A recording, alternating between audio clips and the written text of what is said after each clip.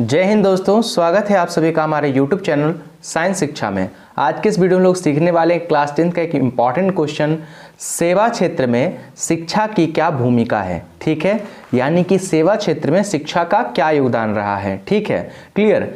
तो जैसा कि आप लोग जानते हैं, अर्थव्यवस्था के 3 क्षेत्र होते हैं। ठीक है, प्राथमिक क्षेत्र, द्वितीयक क्षेत्र और तृतीयक क्षेत्र। तृतीयक क्षेत्र को हम लोग सेवा क्षेत्र कहते हैं और सेवा क्षेत्र के विकास में शिक्षा का क्या योगदान रहा है, इसके बारे में आज हम लोग चर्चा करने वाले हैं। ठीक है, तो वीडियो की शुरुआत करते हैं।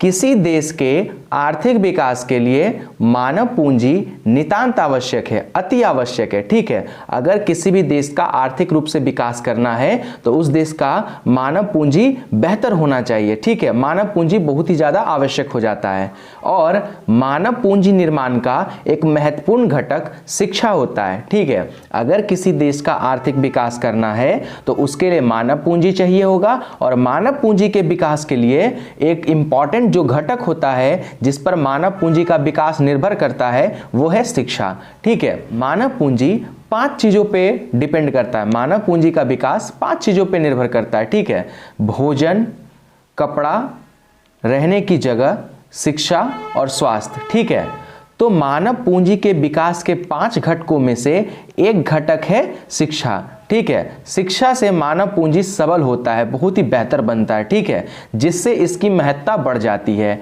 ठीक है, एक मजदूर है जो मजदूरी कर रहा है, क्लियर, तो उसे बहुत ही कम पैसे मिलेंगे, वो बहुत सीमित पैमाने पे काम कर सकता है। ठीक है, लेकिन वहीं पे वो एजुकेशन ले, शिक्षा ग्रहण करे, प्रशिक्षण ले और एक बेहतर इंजीनियर बने। ठीक है, तो उसका दायरा बहुत बड़ा हो जाएगा। ठीक है ना, क्लियर। तो आपको यहां से पता चल पा रहा है कि शिक्षा से मानव पूंजी बहुत ज्यादा सबल हो जाता है और उसकी महत्ता बढ़ जाती है। ठीक है, तो लोगों के शिक्षण, प्रशिक्षण, स्वास्थ्य इत्यादि को बढ़ाकर देश की उत्पादकता बढ़ाई जा सकती है। ठीक है, अगर देश के अंदर मानव पूंजी सबल होंगे तो देश के अंदर उत्पादन क्षमता को बढ़ाया जा सकता है। ठीक है, कुशल मानव पूंजी रोजगार के विभिन्न क्षेत्र को जन्म देते हैं। ठीक है, अगर मानव पूंजी कुशल है, ठीक है, उसके पास कौशल है, किसी चीज को करने की कला है, ठीक है ना, तो वो विभिन्न क्षेत्र को जन्म देता है, रोजगार के विभिन्न क्षेत्र को। ठीक है ना, क्लियर, जिससे सेवा क्षेत्र का भी विस्तार होता है,